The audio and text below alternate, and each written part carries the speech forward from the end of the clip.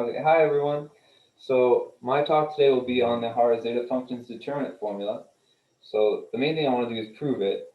It's a little bit lengthy, but it doesn't require much background in anything besides linear algebra and basic graph theory.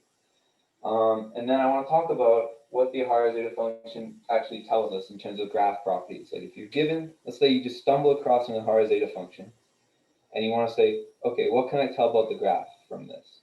Then there are a few things depending on what type of graphs and whatnot, and certain minor restrictions and some bigger ones that we'll talk about time permitting. And yeah, so my main reference was a zeta function of graphs, A Stroll Through the Garden. You can get it at Western Library. It's a really good book, very accessible. Would very much recommend. The one thing I do regret is that there's so many interesting topics that I won't have time to cover even a fraction of them. There's the links to chaos and random matrix theory. There's Ramanujan graphs are very interesting on their own and how they relate to the Riemann hypothesis for the Ihara Zeta function, the prime number theorem for graphs, but we don't have time for that, unfortunately. Maybe I'll do another talk sometime. Yeah, so anyway, I'll get started. So similar assumptions about graphs are assumptions. So we have some graph X, which is as usually defined as a set of vertices and a set of maps from vertices, which are the edges. Our assumptions about the graph are that it is undirected to start with.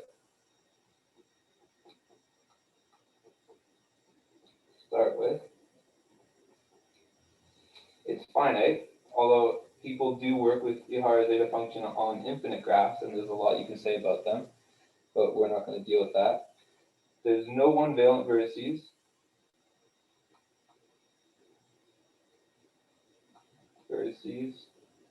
And it's not a cycle graph, although it's not really a huge problem. In class, we had an example of a cycle graph, or several examples. So if you notice, there's one assumption missing from class, at least one, and that's that these graphs are not necessarily simple. And by simple, I mean that there are two vertices connecting the same two edges.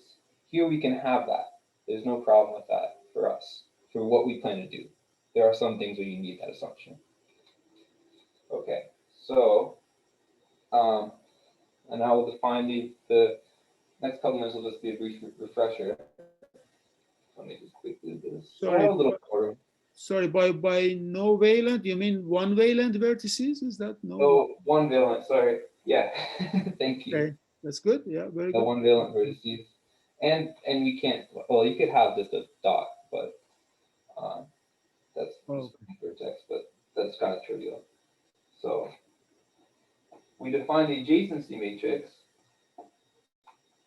The adjacency matrix here is defined a little bit differently than from class, but that's just because in class they were for simple graphs, so you don't have to worry about loops. And here we're going to account for loops being possible. So on the off diagonal, we have the entries that are the number of undirected edges connecting vertex I to j when I is not equal to j. And when I is equal to j, we have it as 2 times the number of loops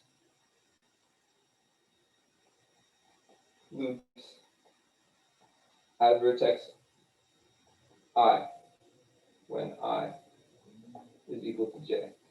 So I'll give you guys an example. Let me just make more room.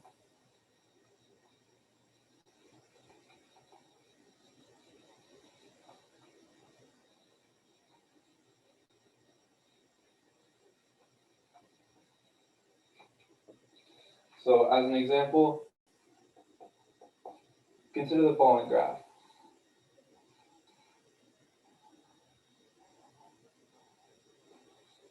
We start off, let's call this vertex 1, vertex 2, vertex 3, and vertex 4.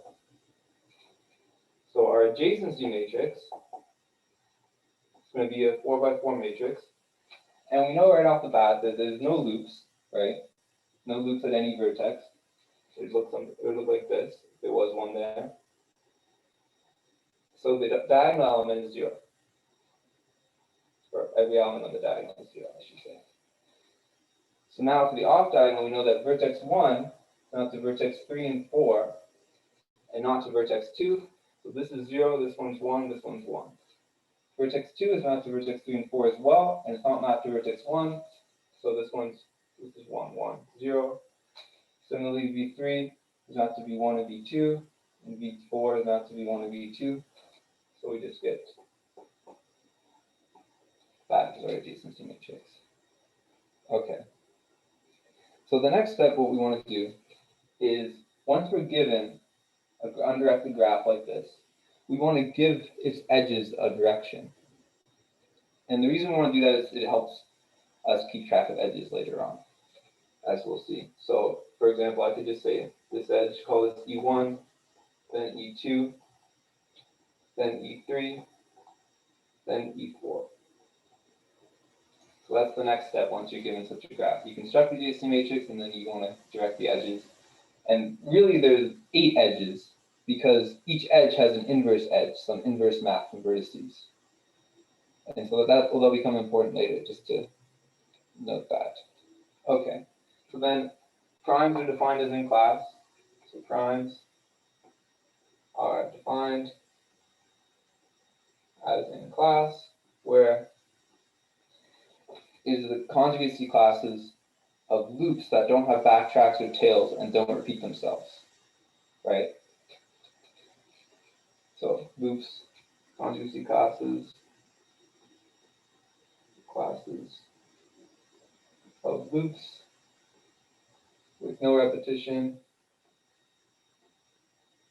repeats, I guess I'll call it, to avoid going into more detail, repeats, backtracks,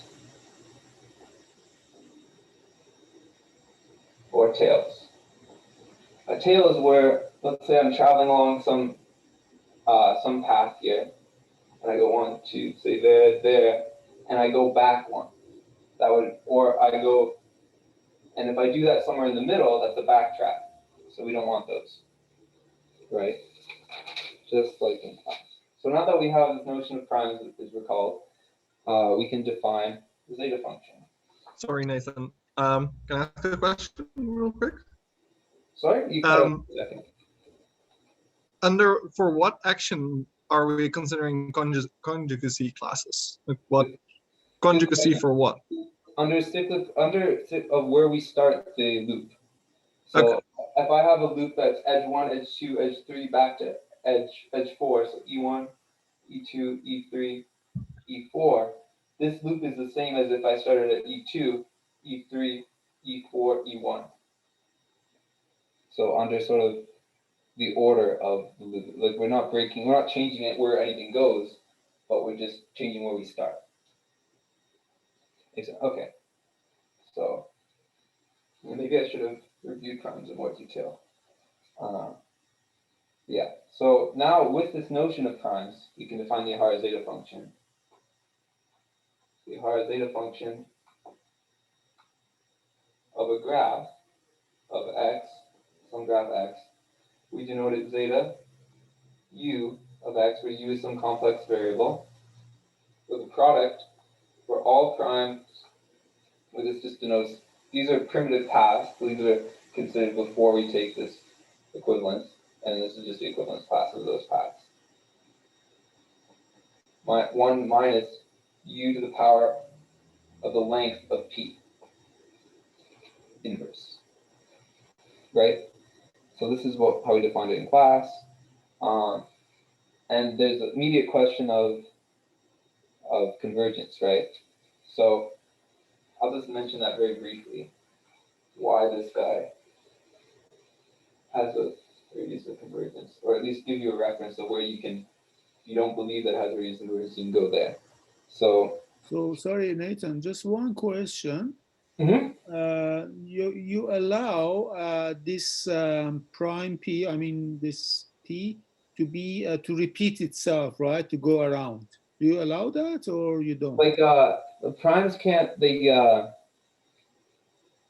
they can't go over this, like they can't double loop, Oh, I see. Okay. but they could like still travel over the same path they've been before, but as long as they don't do it in such a way that it's equal to some power of some smaller prime. Oh, so this is not allowed. I see. Yeah. Because in the case of Selberg, as you remember, Mhm. we took those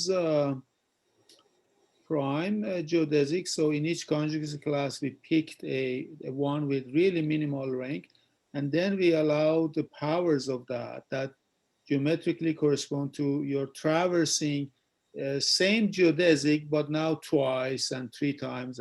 You go around the same geodesic, but here perhaps that's not what we're doing then. I see. Yeah, that's not what we're doing. So Okay. we just go around once. Okay. Like for the example of the cycle graph, right? There's only 2 possible primes. That's right. That's But right. if you had more, there would be Exactly. infinite. So Right. Okay. Good. Yeah. Okay. Thank you. Yeah. no, good question and a good point. So yeah, the convergence I just mentioned, because there's actually like there's a nice rigorous way to prove this, but convergence. So if you note that we could expand each term here as a geometric series, and then you could see that as a series in U, this guy has non-negative coefficients, right? And so there's a theorem by Landau,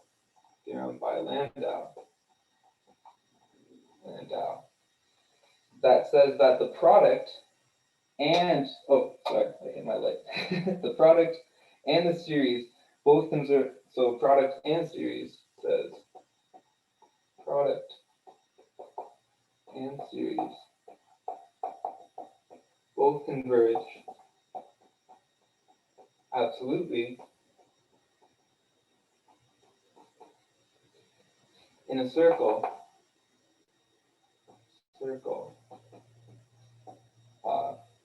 U less than or equal to some positive Rx. And as we mentioned in class, this guy can be found as the smallest pole, the smallest absolute value of a pole of the Ihara Zeta function. So I give you as a reference because it'd be a bit of work to prove it. Is the book Analytic Number Theory, or maybe it's Introduction to Analytic Number Theory, but Analytic Number Theory by Pascal, page 237 is a theorem which deals with Dirichlet series. Series, sorry. A question, is it product and series both converge? What does this, I mean, product, I suppose you mean the Ihara zeta function. What does series mean? So if we have an equivalent series, like if we can write this as a series, right? So As a geometric series, as you said. Geometric series, yeah. Okay. And so they both converge to the same. And then you multiply all the geometric series together and you expand it all out and you collect the terms. That's what you mean. Exactly, yeah. Okay. Yeah, right. thank you. Thanks.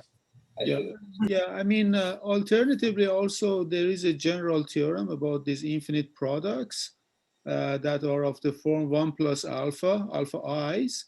You know that this product 1 plus alpha i's is convergent if and only if sum of alpha i's is convergent.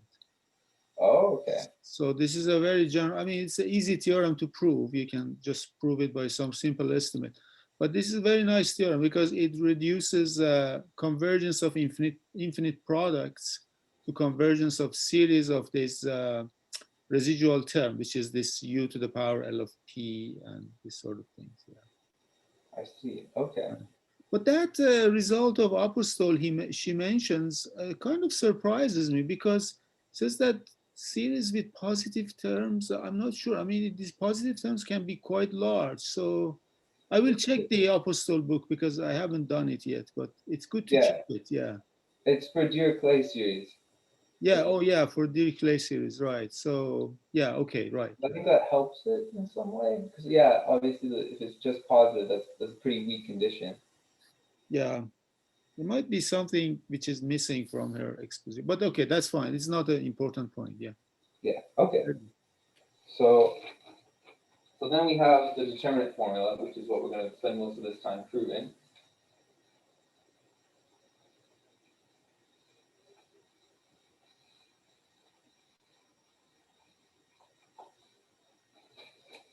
So let originally due to Bass, but I've seen other proofs now. Someone just a couple of years ago had a combinatorical proof they put out. There's one for regular graphs, I think using, there's another book by Terrell that they did that. But let A be the adjacency matrix of X, and let Q be the diagonal matrix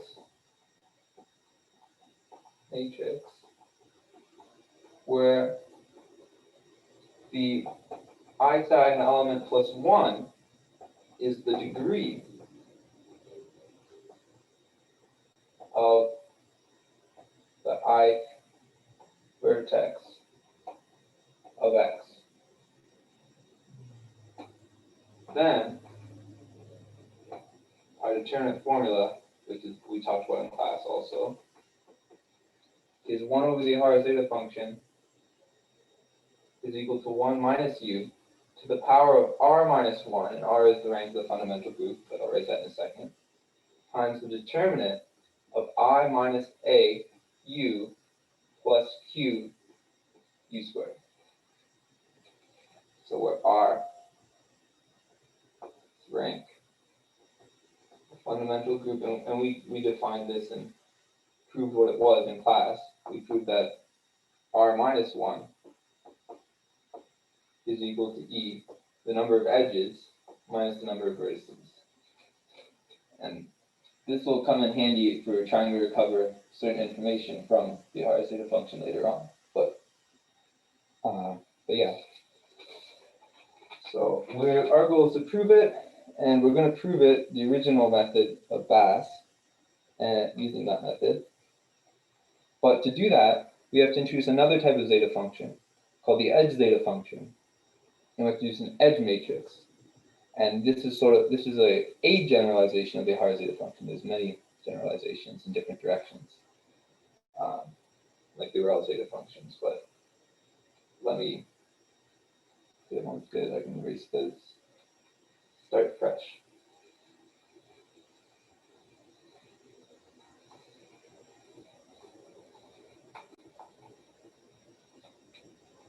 So definition,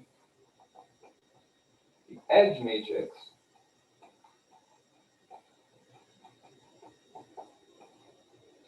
for a graph X is a 2m by 2m matrix, where m is the number of vertices.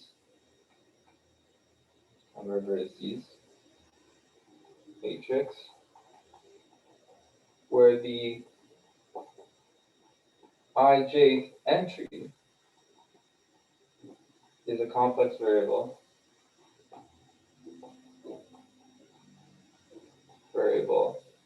wij if edge I feeds into edge j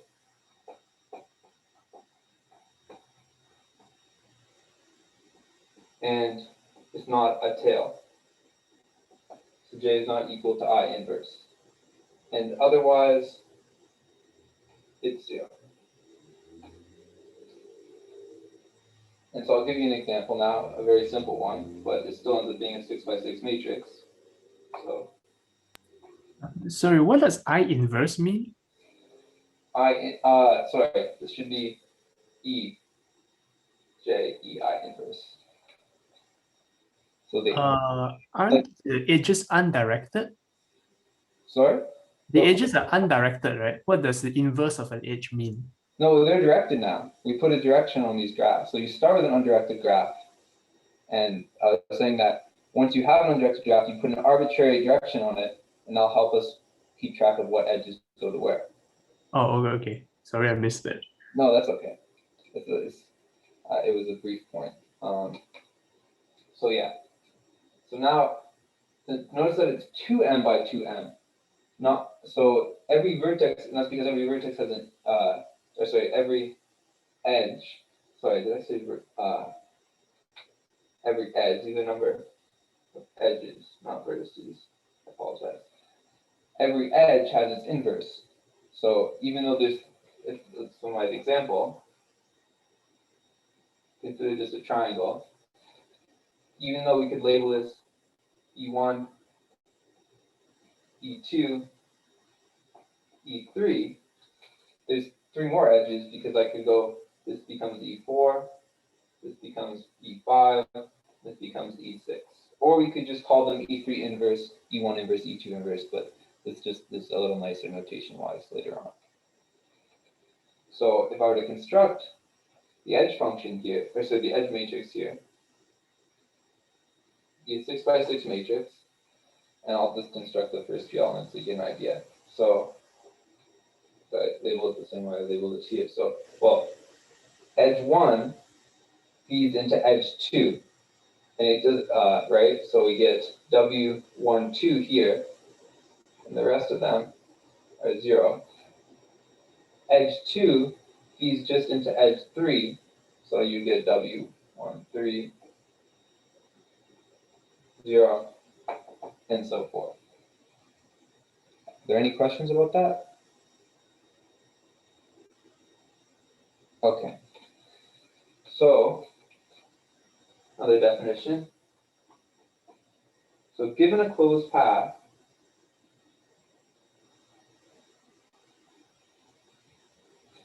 C in X, so let's see E equal to E1, or E, call it E I1, E I2, E I3, up to E I S. It's not a 5, that's an S. Then the edge norm will be edge norm. Norm is defined to be, so it's denoted an E of C, and it's equal to Wi1, I2, Wi2, I3, all the way up to Wi, Is, I1. Yeah, so we have the edge norm, we have the edge matrix, and with the two we can define the edge zeta function. Do I have enough room? I'll just have to restart. Start from the top.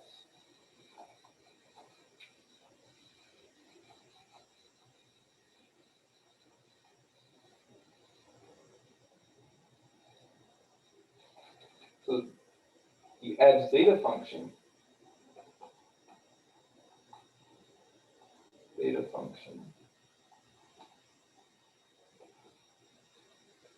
is defined as follows. So we denote it zeta with an E, subscript E, W, because this W would be different depending on what our arbitrary direction of the edges are, so we need to include W here, and X, right? So as this product over all primes of 1 minus the edge norm of P inverse, right? So this is a pretty general construction, and there's also, depending on what you pick for your W, for your W's, you can get other types of zeta functions. In particular, if you wanted to construct the zeta functions, the Ihara zeta function of weighted graphs, you would start with this construction, and you would specialize the variables in a certain way. And in particular, if we take each Wij to be equal to just the same complex variable u, then we get that the edge norm of P is just going to be u to the length of P, right? And so then we have the Ihara zeta function.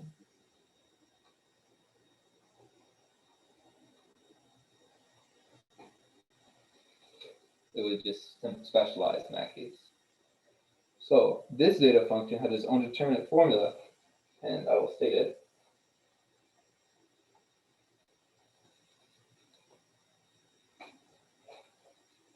So theorem. So 1 over top of the edge zeta function, Wx, is equal to the determinant of I minus W. So that's quite a lot nicer, I think, at least. And so this is the real meat of the proof, comes from proving this fact.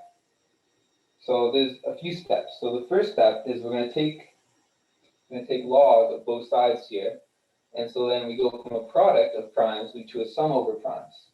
From there, we break down the primes into primitive cycles, and then we break them down into any path. And we'll find that then we can use a trace formula from linear algebra, and that will end up proving what we want. Although I've gone through this proof maybe a dozen times, and there seems to be a sign error in the book, in the final result, and I can't find it. And I asked someone else to, and they couldn't find it. So if someone finds it, I'll buy them a coffee or something after the pandemic's over. So maybe it'll be an incentive to pay attention, because it's driving me insane. So, I should probably just start here. Okay, so proof. First step. So take log of both sides, take minus log of both sides. So we get minus log zeta Wx, the sum over all primes, log 1 minus edge norm of P. Right? And so now we can expand, use the log of 1 minus x, expand, like Taylor expansion here. So this becomes sum over all primes, sum from j is equal to 1 of 1 over j, the edge norm of p to the power j. Right, just the Taylor series expansion. We have to make some assumptions for convergence, but we'd have to do that anyway on all the wi's, and that gets really complicated because all the w's can be very different. So let's just say 4 w's that allow this whole thing to make sense for now. Okay, so yeah, since there are alpha p prime path in each prime, L of p, we can reorganize the sum as a sum over m greater than or equal to 1 and j greater than or equal to 1. Am I not cutting off? Okay, I'm still on the board. 1 over j, 1 over m, p, where this p is of length m, so edge norm of pj. All right, so now we're down to primitive cycles by these p's. So these are just the primes without the equivalence class. So let me. Good question. Yeah. This statement that there are LP prime paths in each prime, you mean is because they're just like LP different cyclic permutations of the same cycle? Exactly. Okay. Got it. Yeah.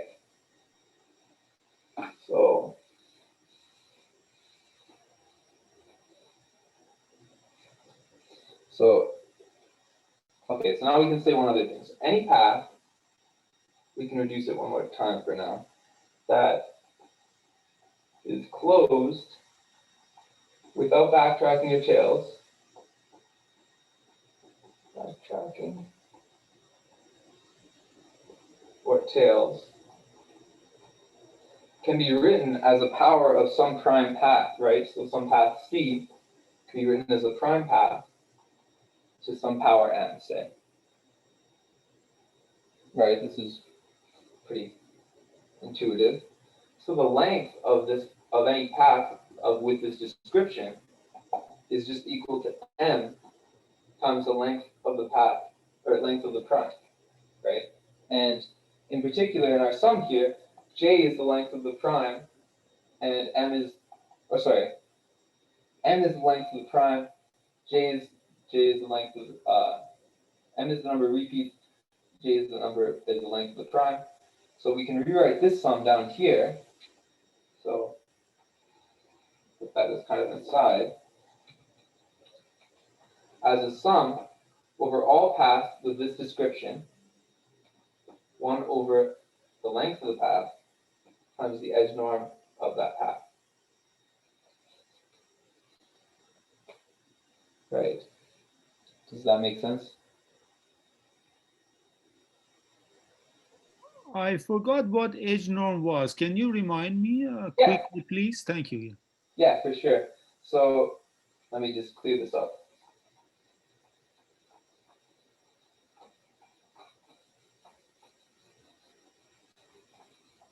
So the edge norm, so suppose I have some path, see E1, E2, E3, ES.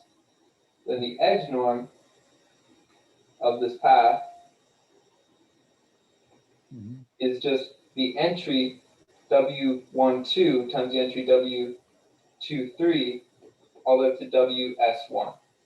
Oh, okay. So it's reminiscent of sort of a trace of matrix powers almost, and that will be exactly what we need it to be. Yes. For this to work. So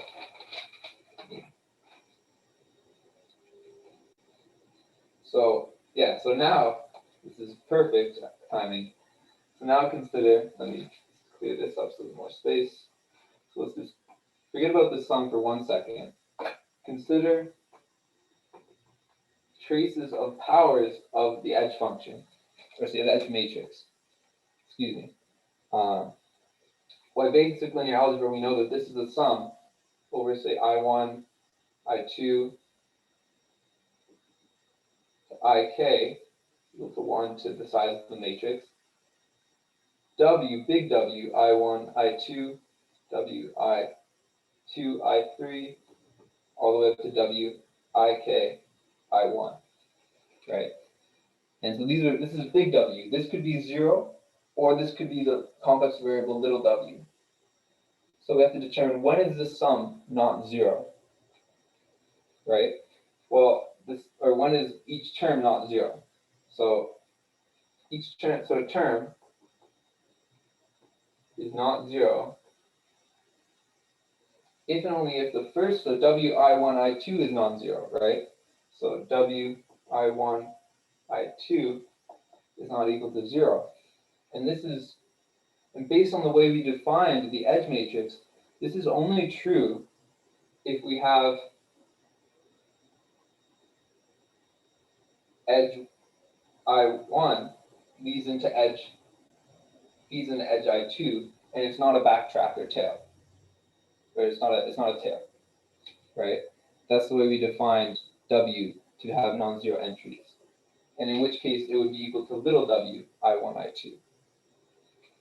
So similarly, if Wi2, I3 is not equal to 0, then this must also feed I2, EI2 must feed into EI3. And so forth until eventually you get back to EIK. So in order for a term in this summation to be non-zero, then it has to be a loop with no tail and no backtrack. So loop with no tail or backtrack.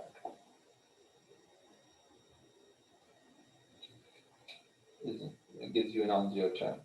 So this summation is exactly this guy, because that's any path that's closed without backtracking or tails is exactly this. So we know that this term here is actually equal to sum from k is equal to 1 over k trace wk. Right?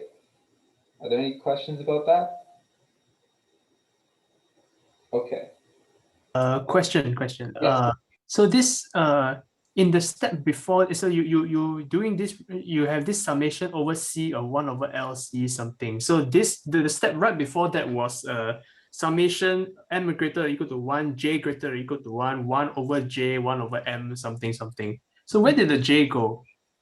The J is, so I forget which is which, but the J and the M are the lengths of those paths, right? Because you have every prime path, or primitive cycle, I should say, not a prime path. Every primitive cycle can be written as some power, or sorry, any closed path with this description can be written as some power of a prime. And so the length of that path is how many times the prime repeats times the length of those primes. So that's why the K times M, or sorry, J times M is the length of those paths. And so that just became Oh, okay. And then the H norm of the power of a cycle is the power of the H norm of the cycle. edge norm of the power. There was a term NEP to the J, and that is just the H norm of the cycle repeated J times. Yeah, yeah, Okay. I think I caught Okay, it. now I get it. It's Thanks. very healthy. Yeah, sorry if I, yeah, those are good questions. Okay, thanks. Okay, so yeah, we got this. So we have it equal to this guy now. And we're going to use the famous formula from linear algebra that says that the matrix, so E to the trace of some matrix A is equal to the determinant of E to the A. Right? This is a famous formula from linear algebra. And if I take the matrix log of both sides, what I get is that trace of A is equal to the log determinant of E to the A, right? Yeah. Okay. And so here, what I want to do is I want to take my A to be equal to, oh, sorry, there is one other step first. I'm sorry. Trace of this guy. So as right here, if you could recognize the power series of log of 1 minus x here again, right? So this is actually equal to minus trace log I minus w, because of this series log of I minus w. It's just this without the trace, right? So now if we set our A to be equal to log I minus w, then the result is we can apply this formula.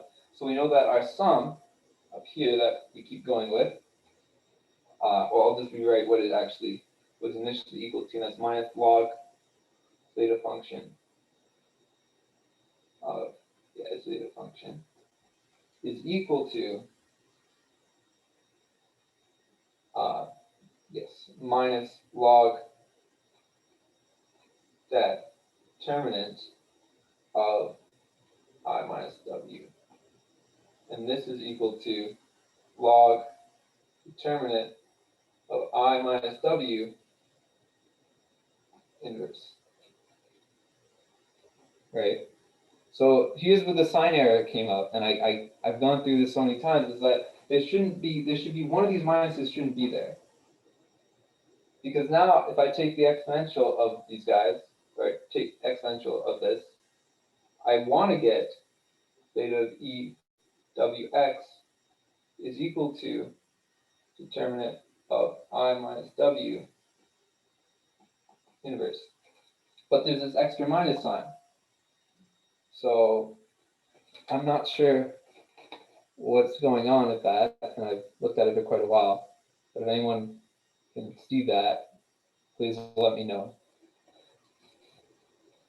So, and this is not my own error. This is, well, I mean, it is my own error for not figuring it out, but it's also, it was in the book by Zeta Functions on Graphs.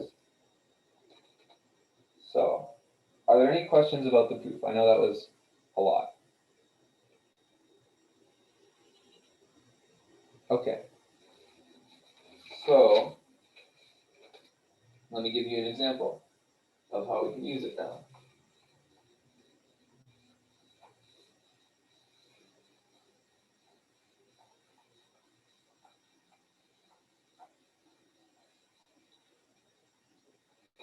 Or how are we doing on time?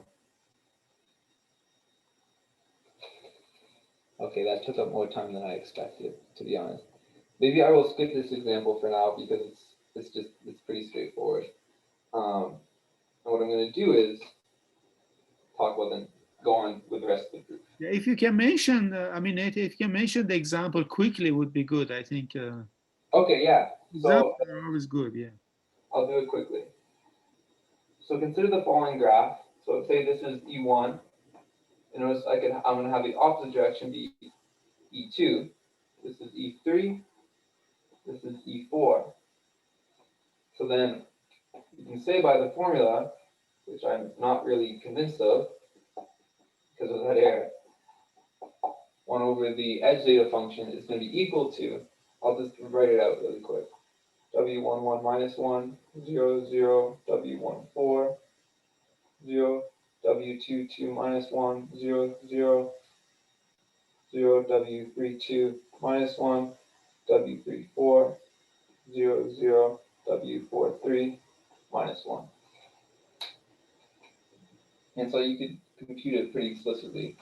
And in fact, it's just equal to W11 minus 1, W22 minus 1, times 1 minus W43, W34. Right, unless I made a simple linear algebra mistake. So, as a corollary of this proof, we know that if we set all our variables, so all our non-zero variables equal to u, to set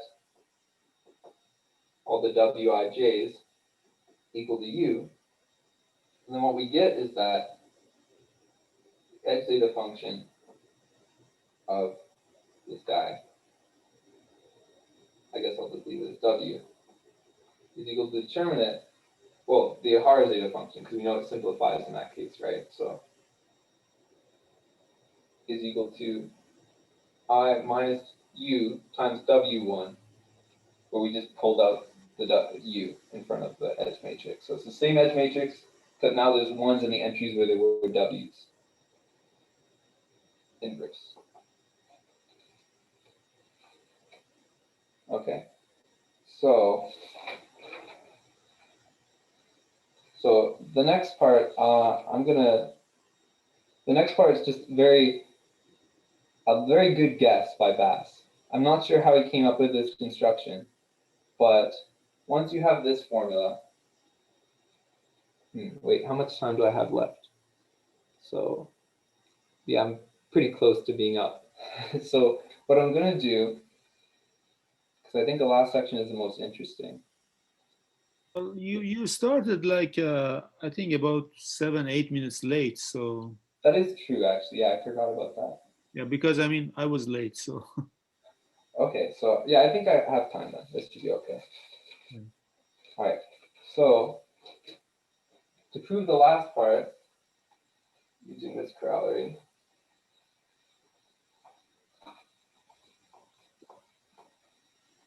we define a couple new matrices. So define J as 0, this block matrix, M, where M is, if you recall, this is the number of edges. We define the start matrix, start n by 2m matrix, to have entries. So entry Sij is equal to 1 if if I is the starting vertex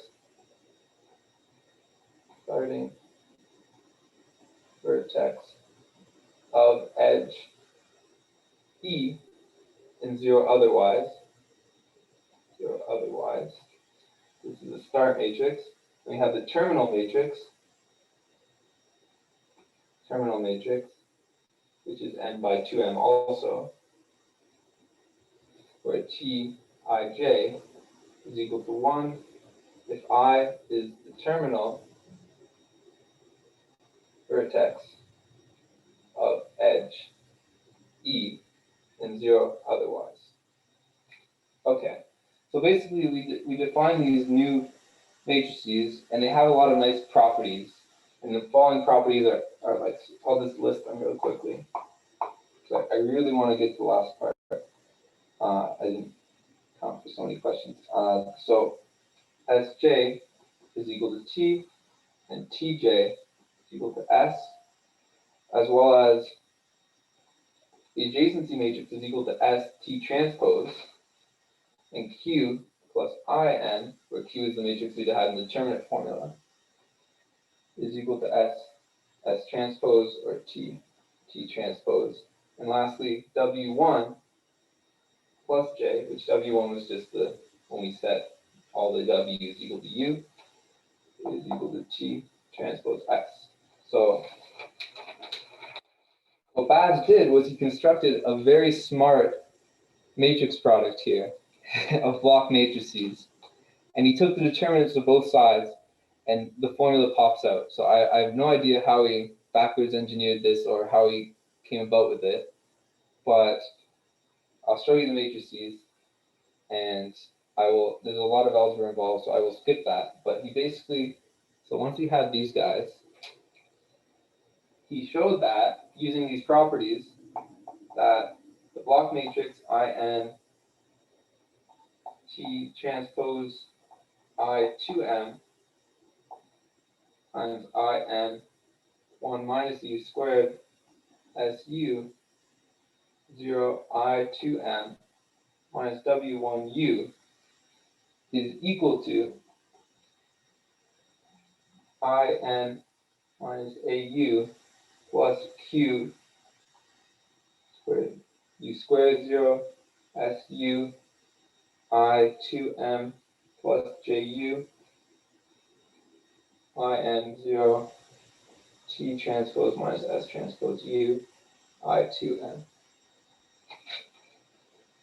And so if you can see this, since we're taking the determinant of block off diagonal zero matrices, that this will, if you take the determinant of this, so proving these two are equal is what requires a bit of work, and you just have to use these three properties.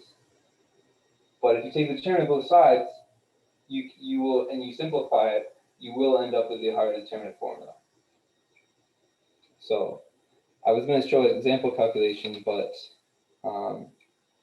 maybe I should just go and skip to the end right now.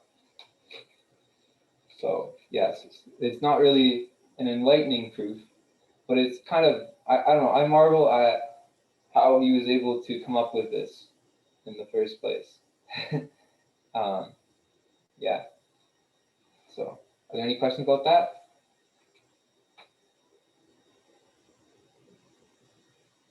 Okay. So let me just.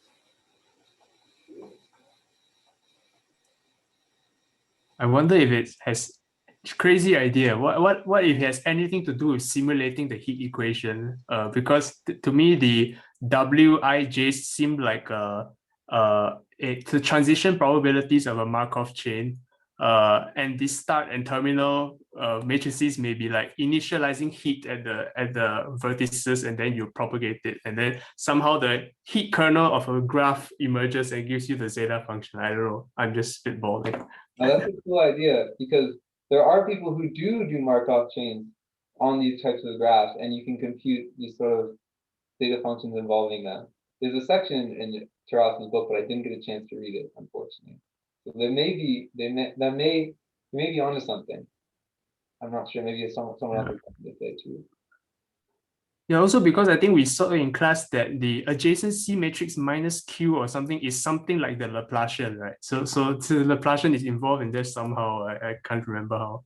So the Laplacian for regular graphs, I'm pretty sure, is I minus the adjacency matrix over the regularity of the graph, or something like that. I believe that's the formula. Yeah, there is a formula like that. We had it in class, indeed. Yes. Yeah, I have my notes open. Actually, that's exactly what it is. It's I minus adjacency, and you divide out by the regularity of the graph. So it's only for regular graphs. So yeah, no, I'm not sure. I'll see if I can figure that out more. But so just to wrap things up, I wanted to talk about, So there's lots of other. One question, Nathan. What page of Apostol you refer to that convergence result? What page was that? 237, I believe. Oh, okay, yeah. Because I have the book here. I just wanted to check. So. Oh, you have the. 237. Okay, I that's believe it's 237. I can check again if that's not there. It should begin with a result. I think it's the theorem, maybe it's a proposition. yeah. But okay, so maybe I'll just say it in words. So, okay, so what are some properties that we'd like to know about a graph? So what does the Ihara zeta function tell us? What does zeta tell us about a graph? Well, it turns out in general, it doesn't tell us much, unfortunately. If your graph is not connected or not regular, then you can't deduce even the number of connected components of the graph or the number of how regular it is, or they're not even isospectral. Or sorry, co-spectral is the term in graph theory. So, and the same zeta function. So even if your graph's connected, the same zeta function. If you have two graphs of the same zeta function, they're not necessarily isomorphic as graphs. Mm. And they're not co-spectral necessarily. There's counterexamples to this. And there's a thesis I read. I forget the name of it now, but I can, if anyone wants to know more, I can send them the thesis I was reading. But if we assume, but we can always deduce, remember, the example of edges. For example, so recall that I have 1 over zeta function of ux is equal to, using the determinant formula, r minus 1 determinant of I minus u plus 2u squared. So this guy A is a V, the number of vertices times number of vertices matrix. And since this is u is of degree 2, this whole thing is of degree 2v. Right? This polynomial here. And this polynomial here is of degree r minus 1. And we know that this is equal to r minus 1 is the number of edges minus the number of vertices. This guy, and then there's u2 here. So the degree of this polynomial is going to be 2 times the number of edges minus 2 times the number of vertices minus 2. So the whole thing will have 2 times number of edges minus 1. If I didn't make a small mistake. So if you're given a zeta function, you can at least always get the number of edges from it using the determinant formula. But otherwise, sorry? Oh, that's okay. Yeah. Otherwise, you're somewhat out of luck unless you assume a few things. So if you assume that the graph is connected or regular, and then there's no hairs, so there's no degree. So if connected,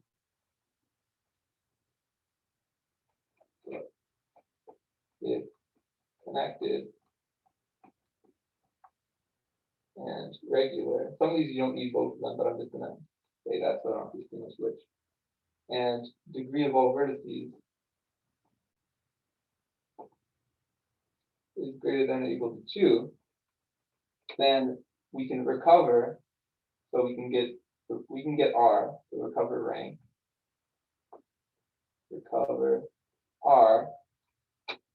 We can determine whether it's bipartite graph, so bipartite or cyclic. We can get the number of vertices. We can get the regularity. And if regular, we can recover the spectrum explicitly. And its regularity.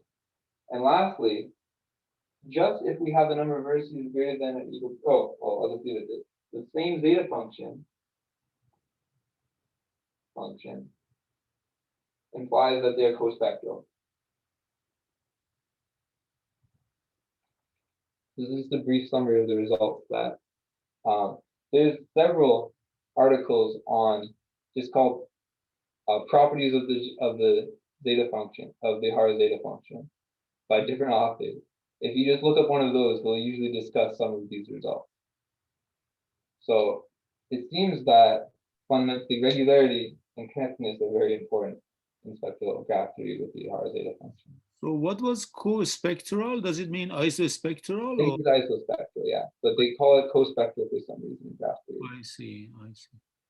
And for regular, so do we know when Riemann hypothesis is true for such? The Riemann hypothesis is only true for Ramanujan graphs.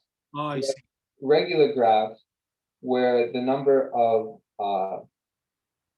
vertices is less than the two times the square root of regularity, or something like that. I was going to do some on that, but I obviously did not have time for this. Okay. So yeah, the Ramanujan graphs are cool too, and there are people. I think there's random walks on Ramanujan graphs and stuff. And they can say stuff about that. So this is a very, I don't know, all these topics that I found very interesting. So I'm glad I got to do this project. So yeah, this is. And this prime geodesic kind of theorem, I mean the the prime number theorem for such graphs, is it for regulars only? Is that, I think? No, I think it's for any, provided that the initial conditions that I said at the beginning were true. Oh, I see. So as long as those guys are there, and it involves the radius of convergence of that particular graph of the zeta. So that's, yeah, I was, I added a bit in my Reddit blog, but not a whole lot, which I can send to you after. Okay, great. So are there any other questions or comments for Nathan? Okay, looks like I'm in the end still curious about so fundamentally, why is this infinite product equal to a finite like a rational function? I mean like a what yeah, the determinant formula is 1 over a polynomial, right? yes. Determinant formula, yeah. So why is it not an infinite product? Why is it not an infinite product? That's a good question. Where in this proof did the infiniteness disappear? It disappeared in the very end. Oh. Oh, sorry, no, the edge matrix is finite. Well, yeah, for finite graphs, the edge matrix determinant is finite. So that's where I think the infiniteness went away. But I don't. Yeah, no, that's a really good question. I'm afraid I don't know how to answer it exactly. But the product originally is infinite, right? Yeah, the product is infinite. There are infinite primes. Yeah. But so might be even a good, one might get a, yeah, I mean, in general, one can, I think, easily construct infinite products that turn out to be rational functions. I mean, shouldn't be difficult, yeah. Yeah, anyhow, so yeah, okay, so yeah, that's it. So any other questions or comments for Nathan? Okay. So if not, let's thank Nathan then. Thank you guys for listening. Okay, thank you. So I just put, okay, so yeah, we have you now. Okay, great, yeah. Okay, thank you. Thanks, everyone. Today I want to talk about some concepts of the determinant of boundary value problems.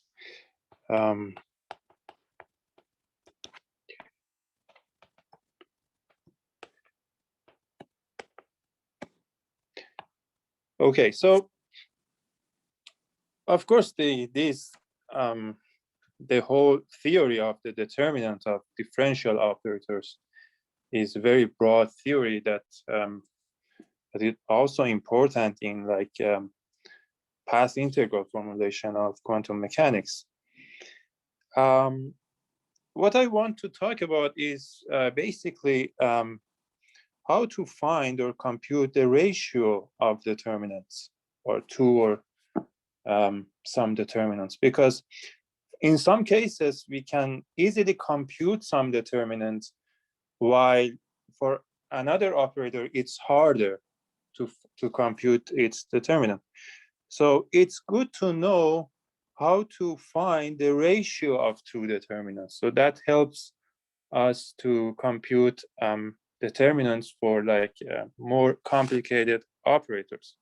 So I want to start with a simple or familiar example that we saw partly in the class, and that is the Dirichlet problem on a finite interval. So what we have, the operator is our beloved Laplacian, of course, that's acting on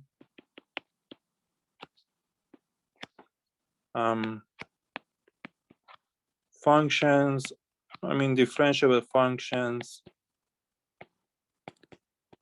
with the property that they are zero at the endpoints. So that is the domain. I mean, when I'm talking about domain, of course, if you want to do Hilbert space theory, this is not a good domain.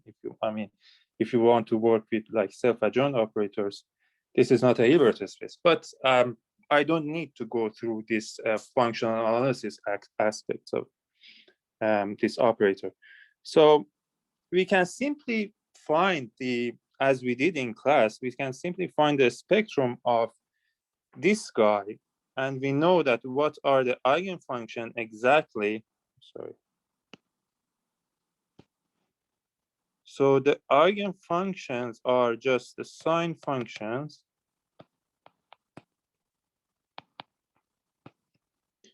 And therefore the eigenvalues are correspondingly equal to n pi divided by 2 square. And we use the zeta function corresponding to this operator, so we can attach a zeta function that is basically this guy. And we define the regularized determinants to be the exp of the derivative of zeta at 0, which is equal to exp of log of 2t. I mean, in this case, it's not hard to find because this is related to the original Riemann zeta function. And Minus, it's minus the. yes, which is equal to 2t. So we did this. So the next step is to correct somehow or modify this operator to another operator, or we'll call it a omega, which is basically the same thing, but except it has some constant omega squared. And this guy actually appears in the path integral formulation of the harmonic oscillator. So it is nice to see what is the determinant of this guy. So the trick is what we do is, because again we know the spectrum of a omega, and what we do is to compute the ratio of these two determinants. So we know that the determinant of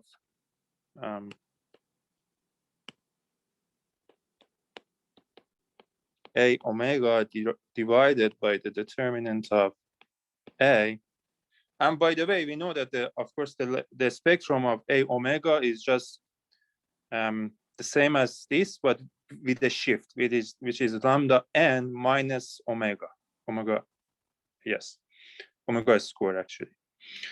So if we do this, we obtain like this infinite product. which is maybe also known as the Euler product.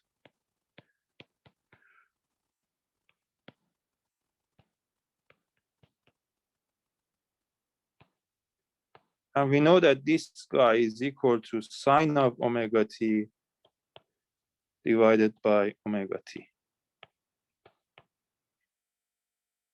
Okay, so by this trick, it follows that the determinant of a omega is just 2 sine of omega t divided by omega, because we just multiply by determinant of a, which is 2t. That was the, I mean, a simple example. If Sorry, how do we get this identity that a omega over that a? Is it a heuristic argument or is it precise? no, I'm just Yeah. yes, it's a kind of heuristic argument. Right. So we are saying.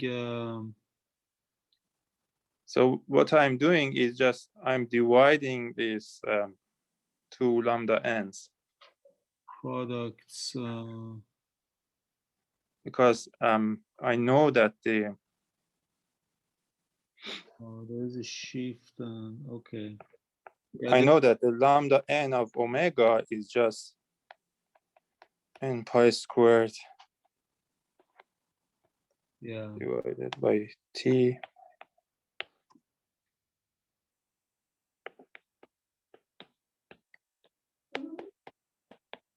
Yeah. Okay. Right.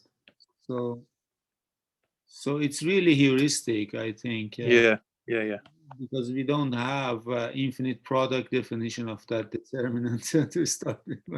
Yeah. Right. Yeah. But that's true. I mean, it's not wrong. It turns out to be true. Wow, this is amazing. Yeah. Yeah. Okay, so that was a simple example, but what we can do. So maybe I give another, just a little more complicated. Just what I want to do is just I add a potential to the Laplacian. So I take a to be minus d2 d squared plus u.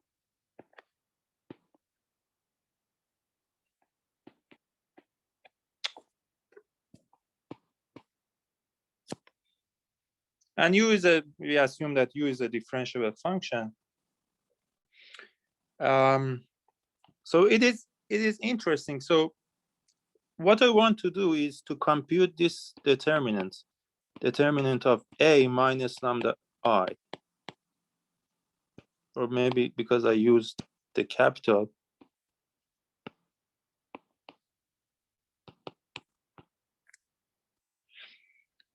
So assume that y is a solution of this equation. So y is y of x and lambda, because it also depends on lambda, with the condition that y at 0 for any lambda is 0, and its derivative for any lambda is 1. So this y of x and lambda for any x defines an entire function on lambda. So if I let, for instance, I define z of lambda to be y of tm lambda. So by the way, I'm working with Dirichlet boundary condition. So the operator a acts on the functions whose value at the endpoints are 0. So z of lambda is the y at t and lambda. This defines an entire function of lambda. And the nice property of this guy is this guy, because we know that the spectrum of A is a simple spectrum. There is no repetition. And there is actually a asymptotic estimate for the eigenvalues of this A, that is, so I'm just writing here. So lambda A is equal to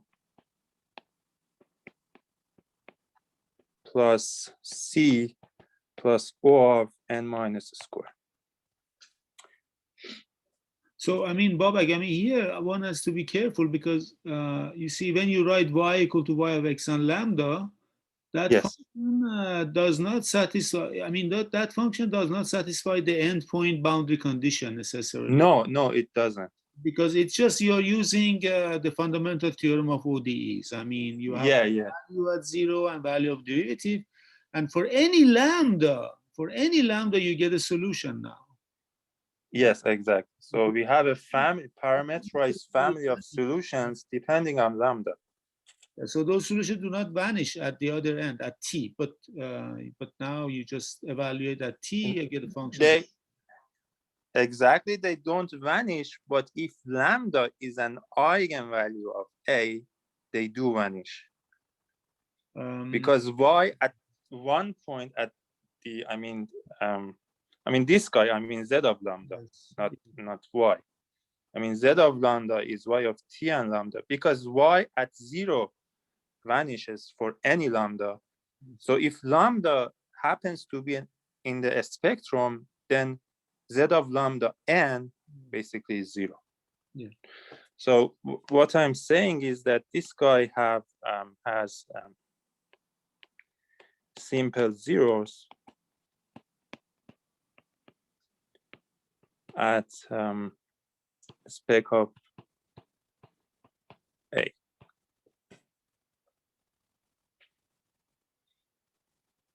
And the result, I mean, there is a theorem that says that, so what is the theorem? The theorem says that the determinant of A minus lambda I is equal to 2 times z of lambda. And moreover, we can,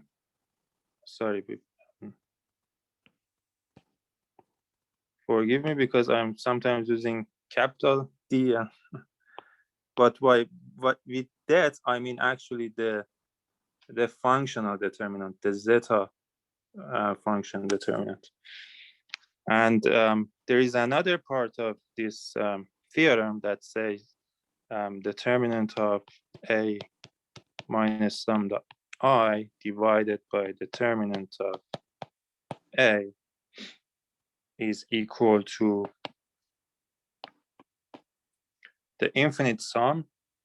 Product. Sorry, the infinite product of 1 minus lambda divided by lambda n. And this is nothing but the Fredholm determinant of 1 minus lambda A inverse.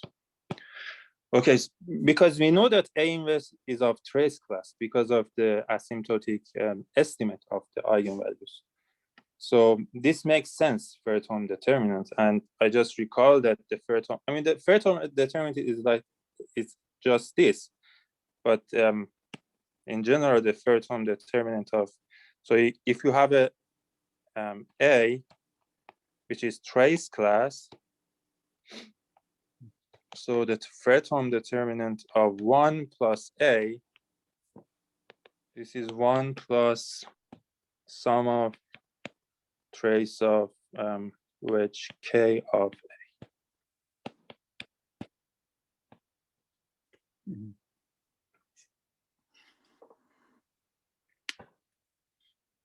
Mm-hmm.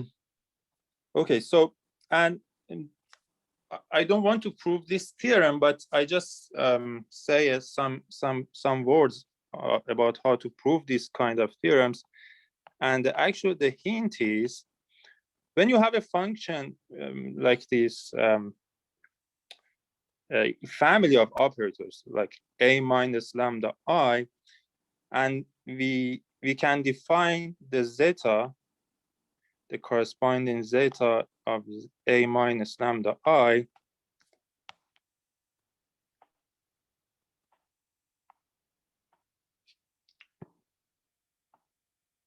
or what happens. So one trick is to find a variation of this zeta function with respect to lambda. So, and this makes things easier. After doing this, we can take the derivative, because at the end we want to find the derivative of zeta with respect to s. So then we can take the derivative of with respect to s, and one can show that this is basically nothing that but the trace of a minus lambda I, the whole thing inverse. And the amazing thing is using the trace formula, so that we can use, so trace formula is very useful in many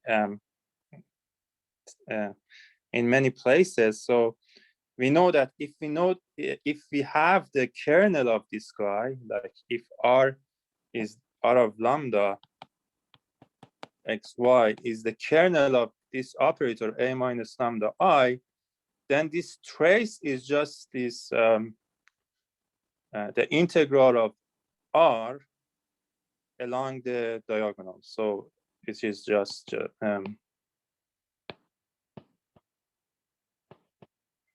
I don't know if it was t or 2 pi. Anyway, so it's the integral on the interval of this R lambda of x and x dx. And okay, so the remaining part or steps is to use variation of parameters to find this guy, which I mean this kernel.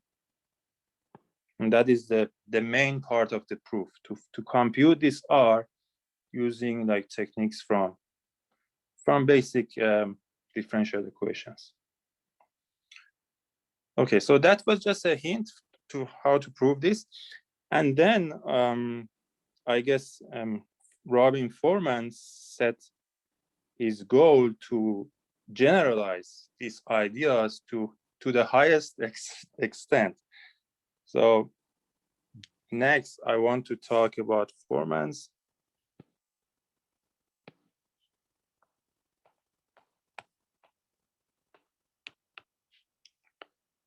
work,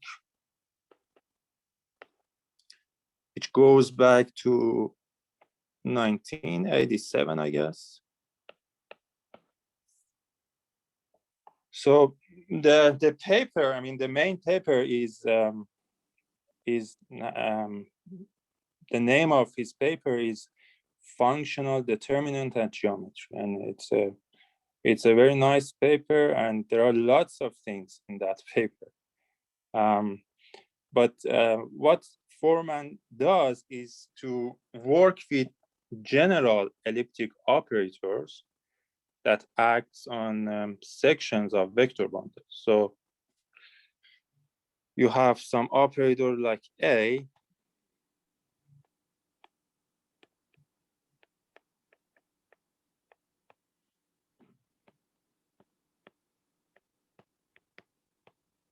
and E is a bundle over M. Because, okay, so what I'm going to do, if we understand the trivial bundle, I mean, we can simply do the general thing. I mean, so the core is to understand what's going on when, I mean, E is the scalar, E is just the trivial bundles. So that means our sections is just scalar functions.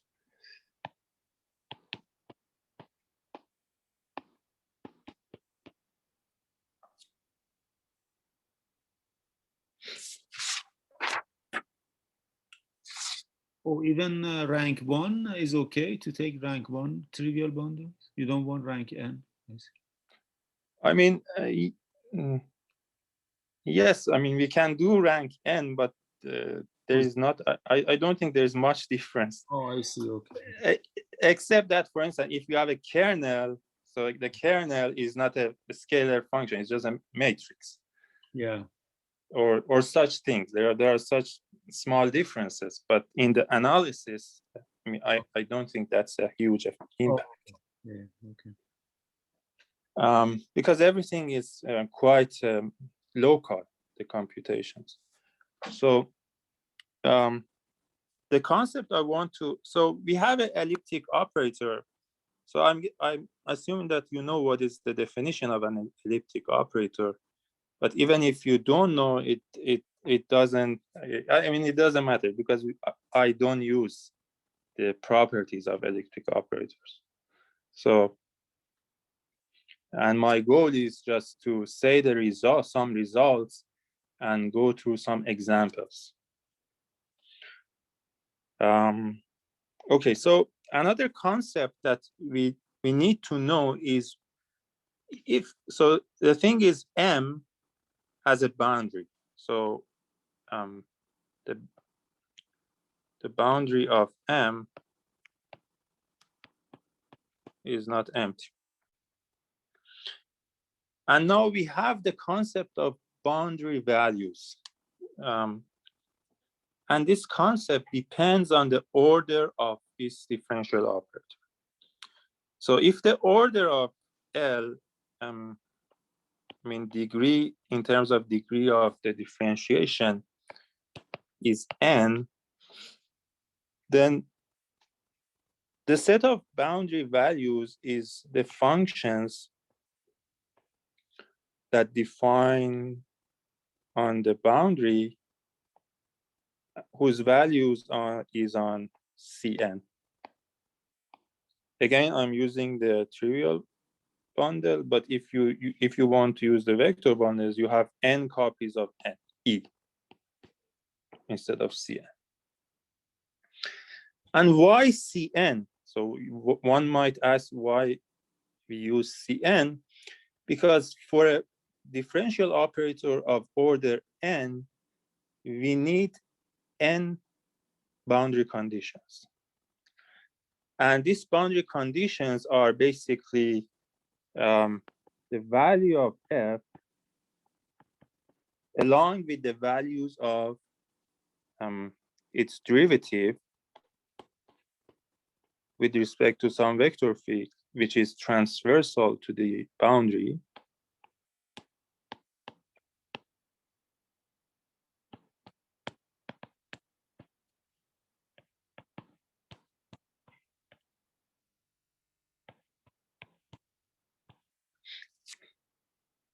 And that's why we choose Cn. So we have function, these are the boundary values. We have functions that define on the boundary and they have n components. And because of that, one can define a map T that goes from C infinity of M to, to this guy, C infinity of the boundary of M and Cn. And this map is exactly what I have written down here. So T of f is just f of x and its derivative on the boundary.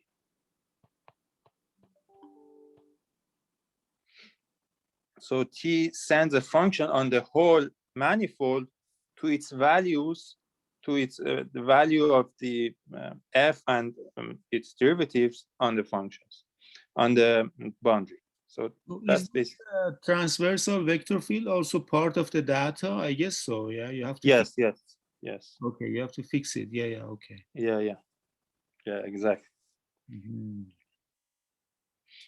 And that is the okay. So what I mean by a boundary condition is just a subspace of this C infinity of boundary of M and Cn. So a boundary condition is just a subspace B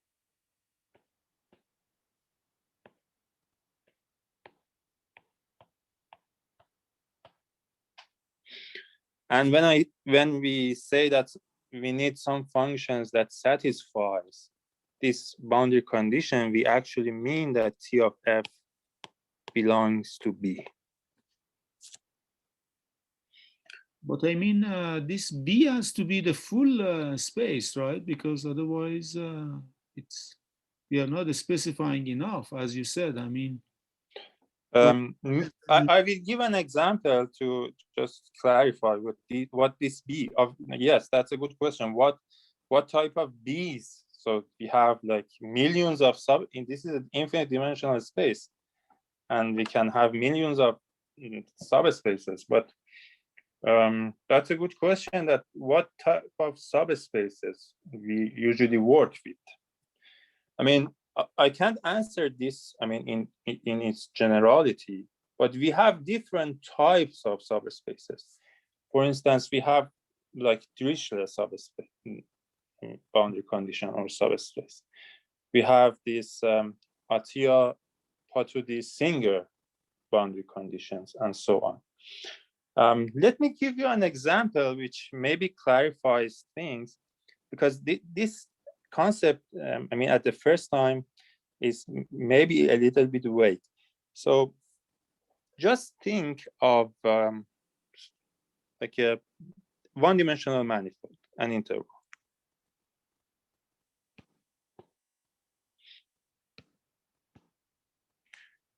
So let M be just 0 and 1. Then what is the boundary of M? The boundary of M is just 2 points.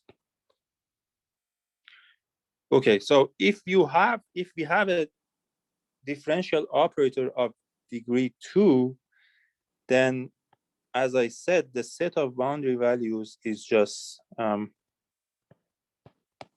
set of maps from 0, the discrete set 0, 1 to C2. But this is just C4. Now it is good to see what is the Dirichlet condition in this sense.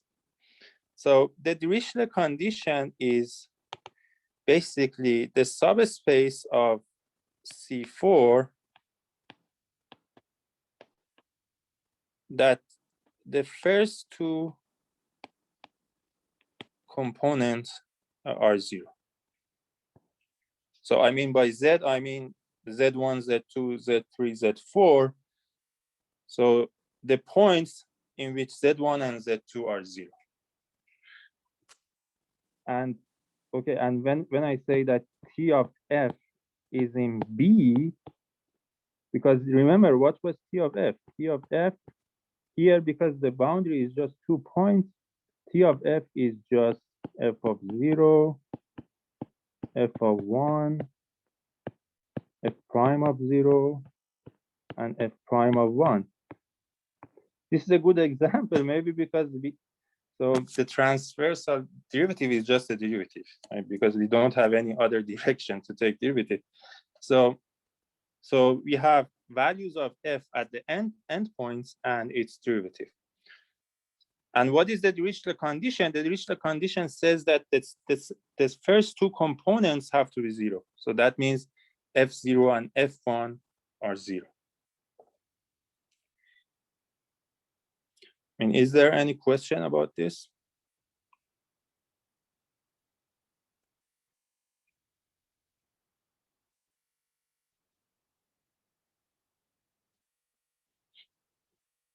Okay.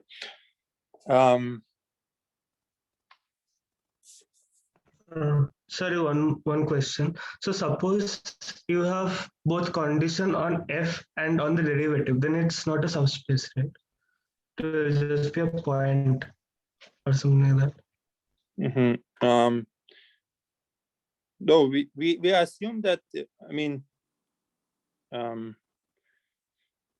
we have those kind of conditions too. So for instance, I will give an example that is type of things you said. So for instance, in the Poisson problem on the unit disk. So yes, we can have those kind of, but by boundary condition in general, I mean a subspace of the boundary values, I mean the functions from boundary of M to Cn.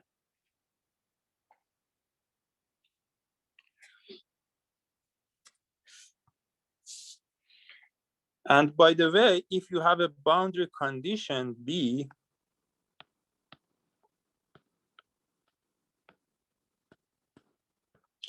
So you can find the complement beta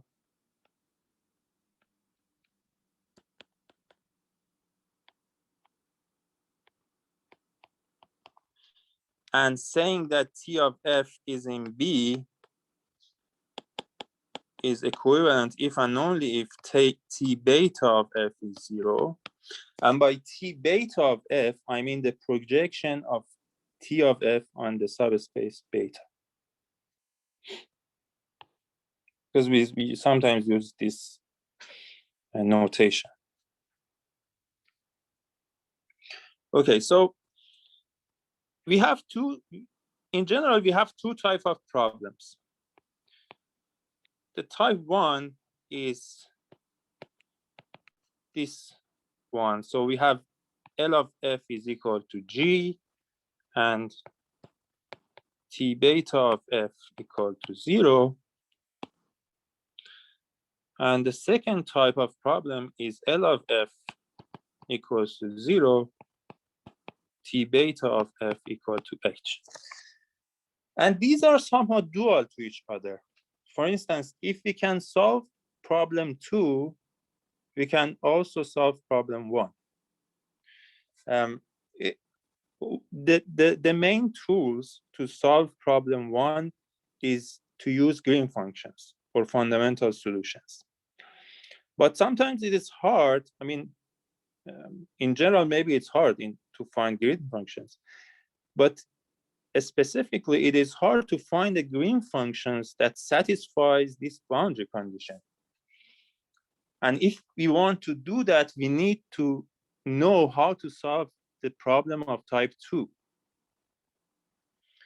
And that is actually, I found it very interesting. For instance, I want to give an example, which is just a Laplacian on the unit disk.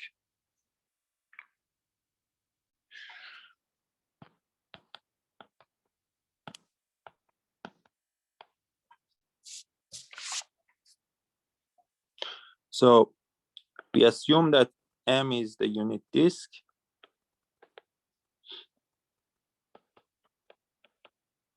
In R2.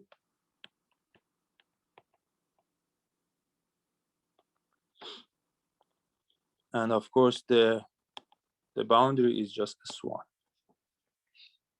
Now, the question, which is of type 2,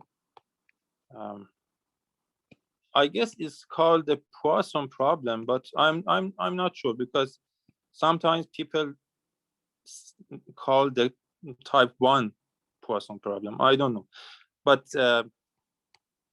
I call it Poisson problem because I use Poisson kernel to solve this equation.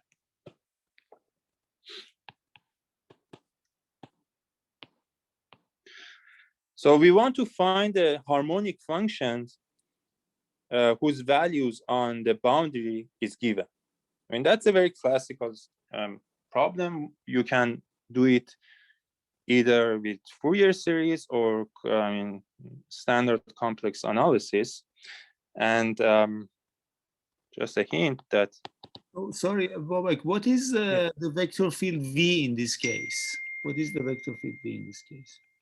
In this case, the vector field V is just, of course, du, for instance, by dr. I mean, it can be this, the radial derivative.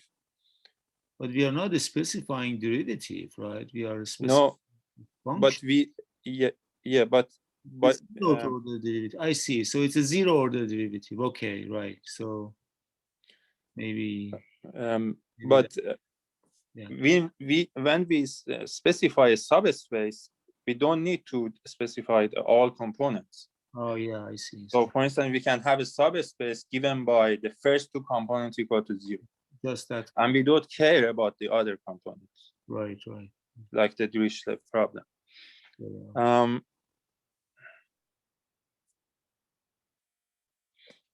Okay, so the question is how to, I mean, here, the boundary condition is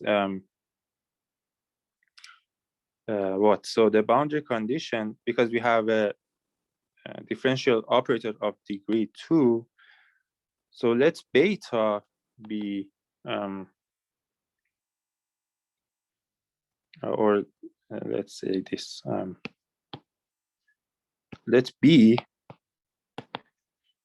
be the set of all F is in infinity of S1, which is the boundary, and C2, such that F of, so F has two components, F1 and F2.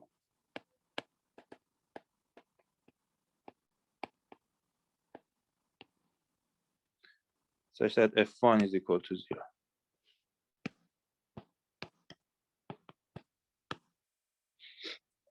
And when I say F1 is equal to 0, so the boundary conditions on this equation, that means, so when you have T of F sends F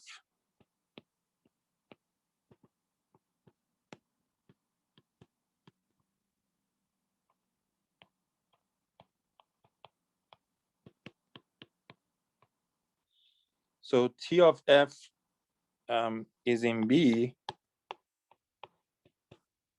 if and only if F of X is 0 on the boundary. But here we have different condition. We want U to be a function H. So for that reason, so I choose a complement of B, I call it beta. And as I said, T of F is in B if and only if T beta of F equal to 0. And the boundary condition that I need here is just T beta of F equal to H. Okay, so putting things together, we have this equation.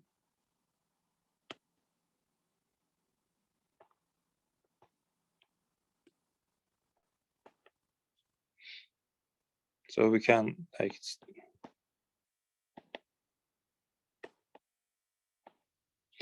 and how to solve this? We use the Poisson kernel. So which is this? So U of R and T is equal to 1 over. So we have an integral representation of the solution, which, as I said, you can do it by Fourier analysis or the complex analysis.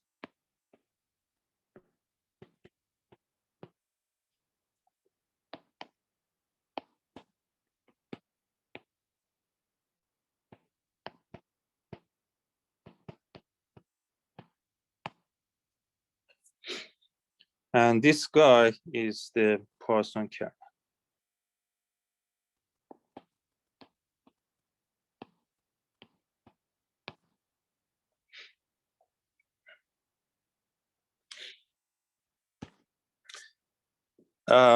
There is some important thing here, that is what we just did in this special case. I mean, in general, we have this problem. In general, we have L of U equal to 0 and T beta of U equal to H.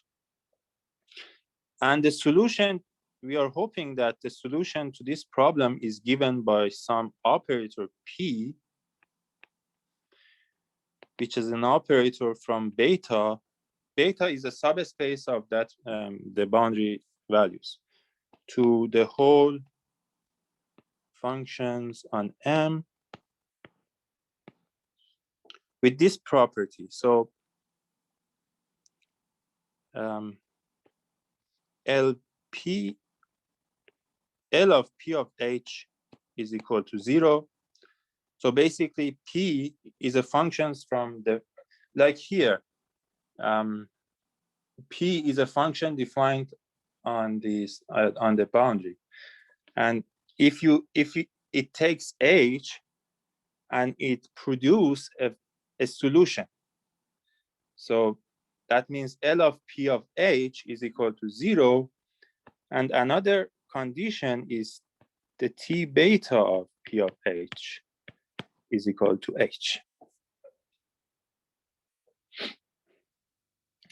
I mean, this concept is very important in Foreman's construction. I mean, I don't know, maybe, I'm not sure if I explained it well, maybe not, but if one wants to understand Foreman's paper properly, needs to understand this concept of the operator P, which is an operator from the boundary values to the whole space of functions on M, and it gives a solution to this problem, star.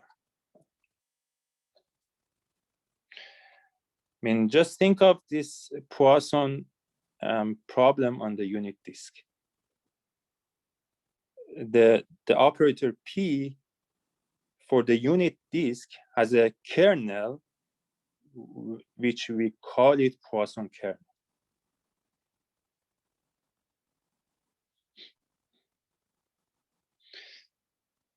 Okay, so that was this, maybe some settings of the Foreman theory or constructions. And the last part of the setting is this function phi of L, which is a function from beta to alpha. And by the way, beta and alpha are subspace of the boundary values, and is defined by this. So phi of L is just T alpha of P of beta. I just defined P beta, that is just Poisson operator, and T alpha is the projection of T onto alpha.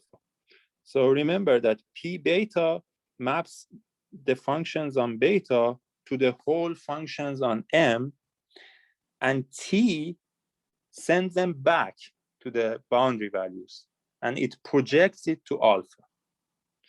So it is a function from some subspace of boundary values to another subspace. And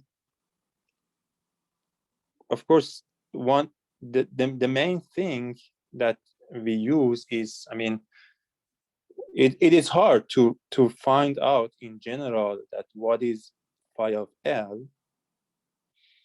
And but in some special examples that I'm hoping to talk about, we will see what is phi of L in some specific places. Okay, so I just state one of the main results of Foreman paper, maybe theorem 1.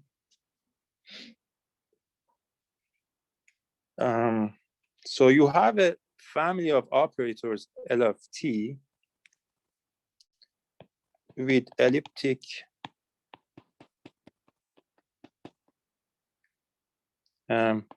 boundary conditions A and B. Again, because I don't want to prove these theorems, if we want to prove this theorem, we need lots of things, but I mean, it's purely analysis. And we have to spend probably 1 or 2 hours just proving this. But because I don't prove, so it is not much important to, if we don't know what is an elliptic boundary condition, I mean, of course, this is an important concept. But for now, we don't care about. So you have, basically you have a family of elliptic operators, and A and B are 2 elliptic boundary conditions. And this result says that d by dt of log of determinant of LT and A. By LT and A, I mean the operator L with boundary condition A. And the same meaning with LT and B. So this is equal to the left-hand side is actually the zeta determinant. But the right-hand side, so the good thing about this theorem is that the right-hand side that I'm writing here is the Fredholm determinant.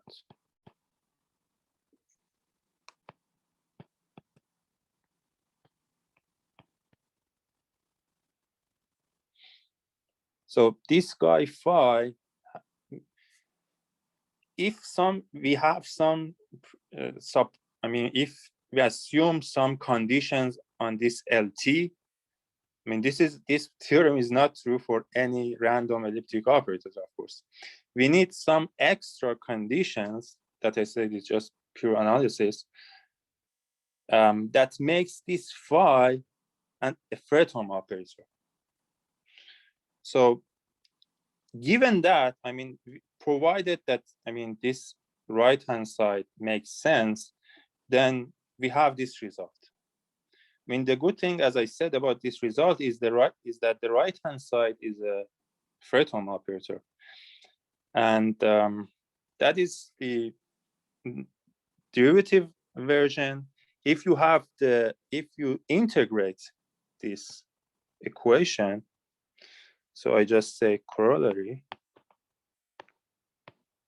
So of course you can integrate this. What you get is determinant of L0 and A divided by determinant of L0B times determinant of LT and B.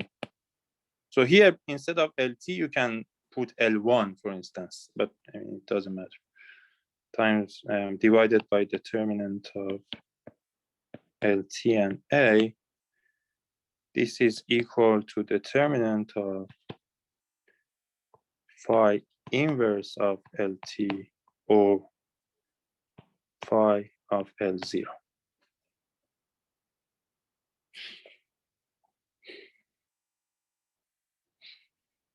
So, I mean, this is a very important tool for computing determinant, because if we know how to find determinants for some specific boundary condition, like say L0 and B, and if we know that, then we can use this result to find determinant with some general condition like A.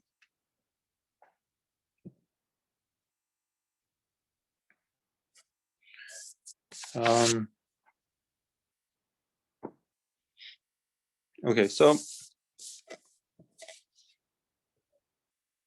how much time do I have, by the way?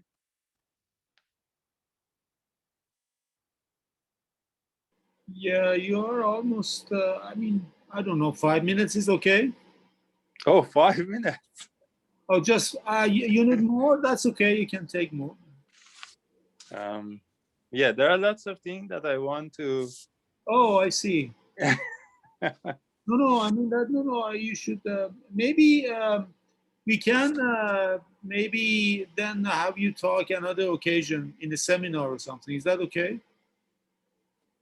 You can, Yeah, sure.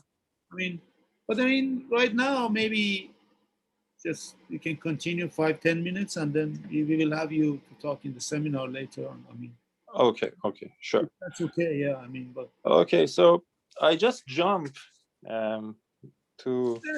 Is there, by the way, any example of this?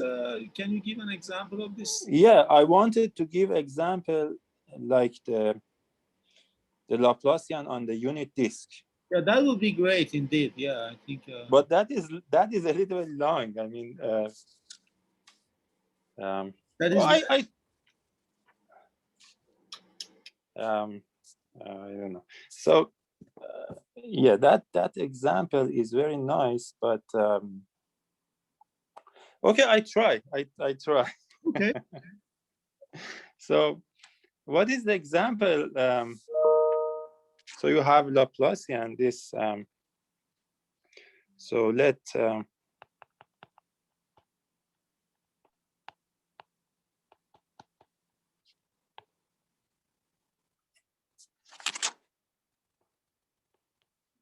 So let L of lambda to be the Laplacian minus lambda,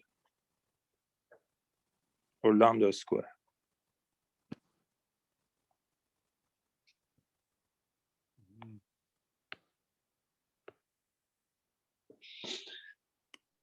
And we have two boundary conditions, A,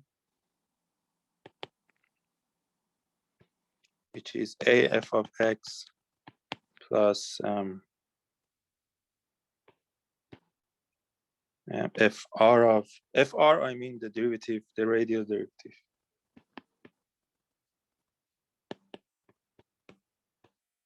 So this is on unit disk. And the second boundary condition B is just B.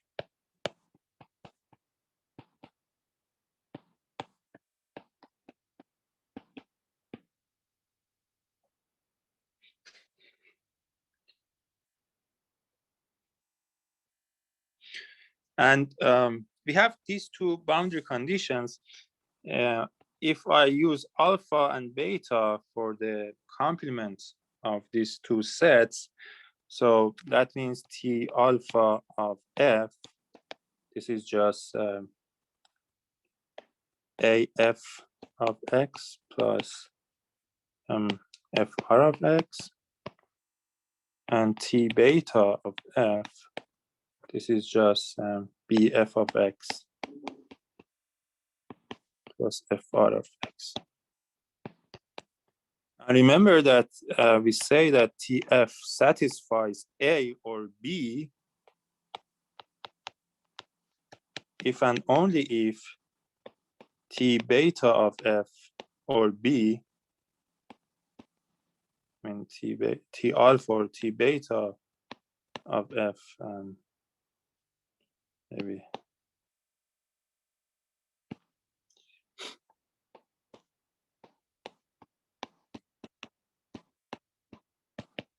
is equal to 0. And that's just some notation, it's not. Okay, so I want to use another result from like Foreman's work to find this determinant.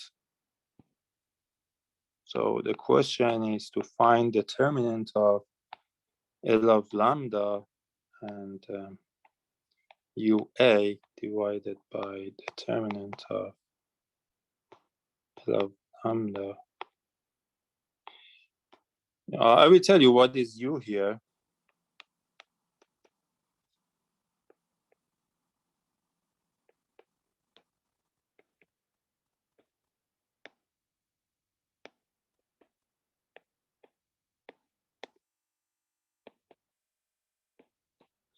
So if you use some result from Foreman work, so this is basically equal to determinant of U inverse phi lambda U and then phi inverse of 0. What is U? U is just a diffeomorphism of M that is 1 on the boundary and whose derivative on the boundary is equal to C or minus C. So if you have a such diffeomorphism, you can deform the boundary condition with the help of U. So when I say U of A, that means U acting of the functions that lie in A, and so on. Because I mean, any diffeomorphism acts on functions on M. So U can act on the boundary condition. And why I use this U? Because sometimes this, so the thing is, I mean, this is an important concept in this work. sometimes it is good to do variation on the operator itself, like we have L of t, a family of operator. Sometimes it is good to have a variation on the boundary conditions. And what Foreman does is to build a theory for both of them. I mean, for both scenarios. Anyhow, so if one wants to find, it is hard to compute, of course, the left-hand side, but there is some hope that we can find the right-hand side. And how we can do that, so I'm just quickly say, by the way, we know that what are the solution to this problem? And remember that what was L of lambda? L of lambda was just Laplacian minus lambda square. What is this solution? So you have a family of solution, I call it f of lambda and k, which are, if you use the polar coordinates, I mean, I guess we did something similar in the class. If one uses the polar coordinates and then write this partial differential equations in terms of r and theta, then you get a ODE with whose solution are the Bessel equation, Bessel functions. And here we have the same thing. So the solution to the PDE are given by Bessel functions. So it's jk of lambda r times e to the I k theta.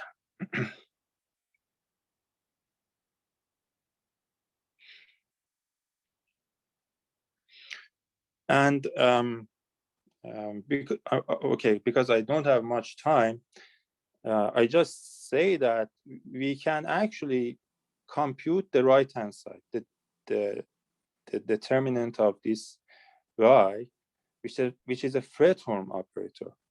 And it turns out that it's an amazing result. Oh, okay, it says that I can't I can't use any more pages, but if you want to compute the right-hand side, you get an infinite product. So, I mean, of course, after some work, because the thing is, we can find the eigenvalues of the operator on the right-hand side. So this operator, we can find its eigenvalues and eigenvectors. So with the help of that, we can find the determinant, which is a Fredholm determinant of that guy, which is basically equal to, I'm just writing here, maybe it's good.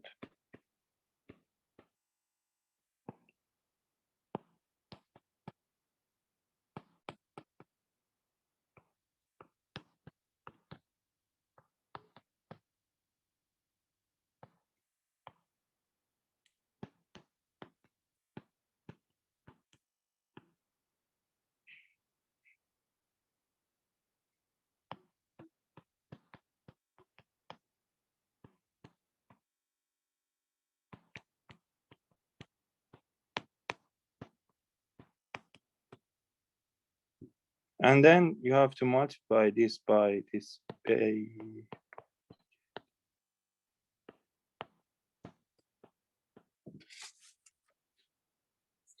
I mean, this is of course the formula, but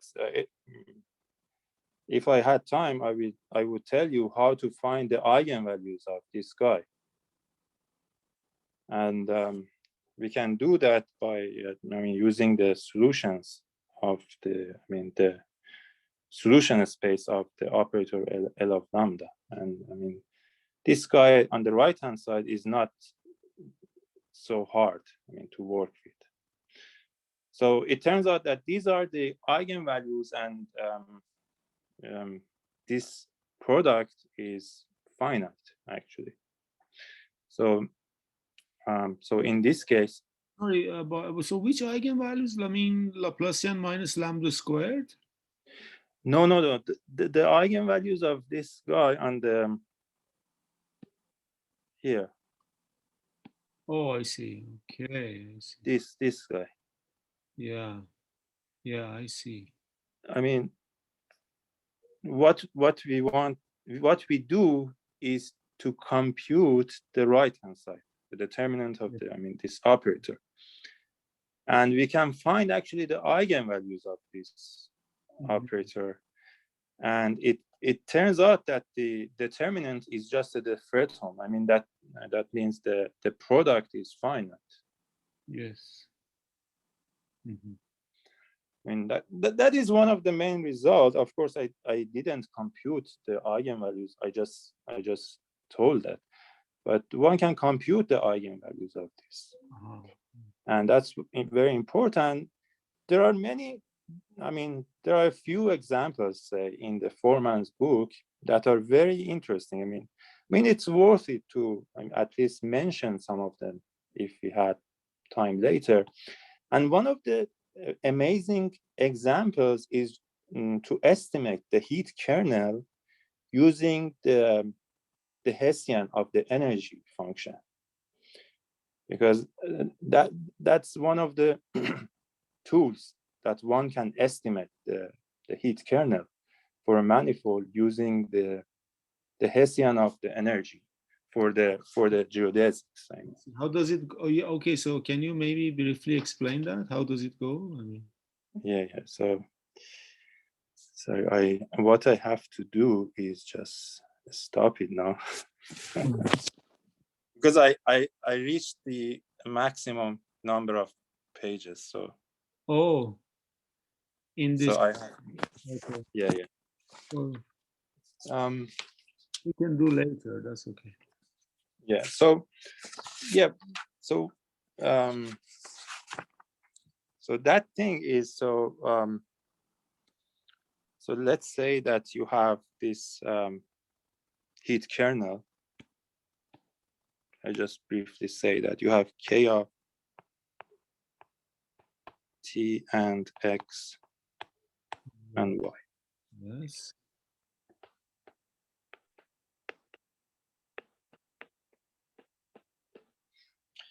And so the theorem, I mean, that's one of the results of the Riemannian geometry, that one can estimate the heat kernel by this formula.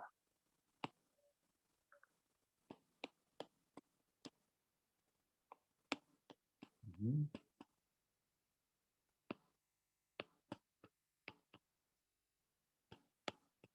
Yes.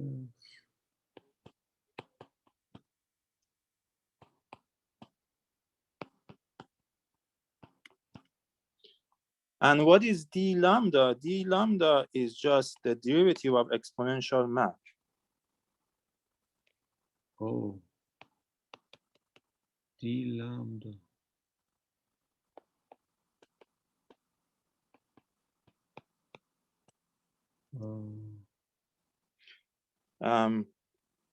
I mean, that minus half means the determinant to the power minus half. So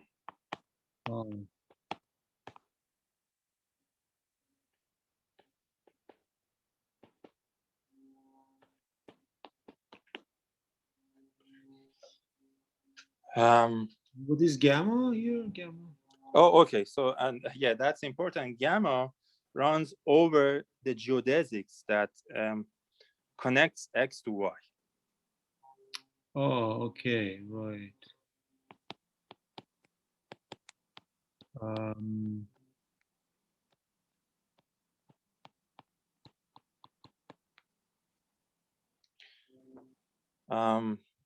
Yeah, that's for instance one theorem that one can use, and how I mean, Foreman have some approach to do this, and what he does, he used some kind of a statistical mechanics. So in order to estimate this heat kernel, we can integrate over all paths that connects X to Y, and with the weight that is e to the minus like the action s of gamma, say, but s is actually the energy of the gamma. So this is a bit like Feynman-Cutts formula in a way. I see. Yeah, maybe. And then he used the stationary phase approximation. Okay. And we know that the what is it, the extremum points of the energy are the geodesics. Yes, yes. So in that sense, we get some estimate using a stationary phase approximation, but still we need to find the second derivative of s, the functional, which is the main part, and he used the Jacobi fields. Yes. I mean, Jacobi equation to find that. I mean, if x and y are not very close, you may have infinite number of geodesics connecting them. If you go to conjugate points, you know. Yeah. Like on a sphere, for example, if you take antipodal points, then you have infinite number of geodesics, and who knows what's going to happen? Yeah, but so probably we need to have some assumption on. Should be somehow close to each other. Exactly, they should be close, enough close to each other. Yeah, if they're close, there is a unique geodesic. I don't know. I have to look at it. Okay, so well, that's a very interesting formula. Yeah. So and has this been? I mean, this Foreman work, has it been generalized? I mean, further, like after him. I mean. I don't know, honestly. I don't think so, but that's a good question. I don't know. Yeah. Okay. Right.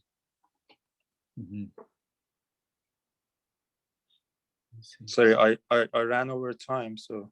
No, that's okay. That's okay. It was, thank you. So are there any questions or comments? Okay, so, well, let's thank Babak. Okay, I think we are good for today.